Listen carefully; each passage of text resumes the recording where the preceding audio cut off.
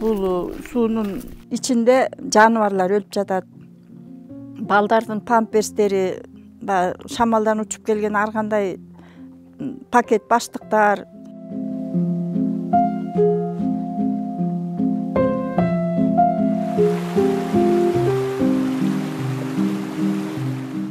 Бул союздун малынан бери ушу биздин айылыбыз сууга аябай эле муктаж болуп келишкен.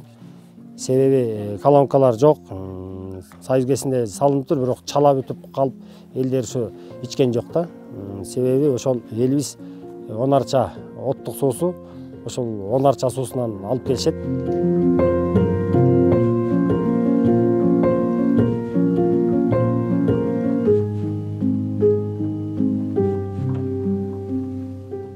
Долоондан келген суубуз жолда катар бүт жанагы кырк боз үй деп коебуз. Кымыз саткан жер бар, андан берки келаткан эс алуучу жайлар бар. Ошонун баардыгы эле отурган оттук айылдын тургундары бүт сан гигиенаны сактабайт.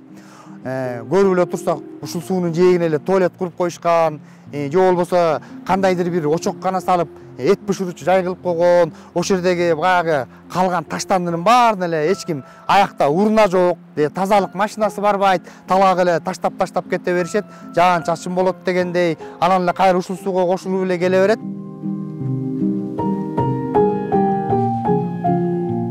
Бул суунун ичинде жаныбарлар өлүп жатат. Балдардын памперстери, шамалдан учуп келген ар кандай пакет баштыктар, ошонун баарын ары бери шилеп коюп эле эртең менен эрте уй чыга электе алып алалы, катуу күндө эле барып эле алабыз.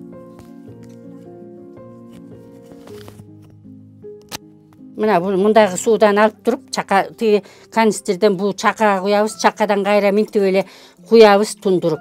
Мында деле ошондо калып калат. 2-3 сыйра эметкенге аракет кылабыз да, балдарыбыз ошо оорубаса экен деп. Кайнатып беребиз.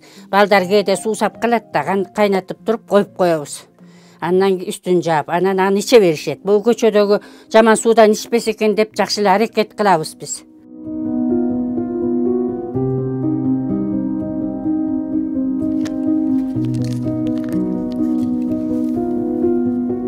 Балдар эшек менен алып келет.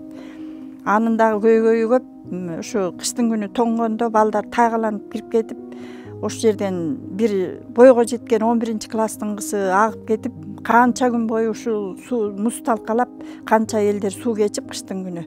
Андан дагы бир бала агып кетти. Ушундай бизде көп да.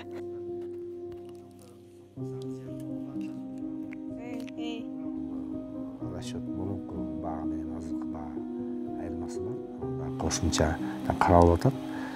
Анан буюрса ошо быйылкы жыл менен же жаз менен буюрса ошо таза суу менен толук кара чайлык камыс болуп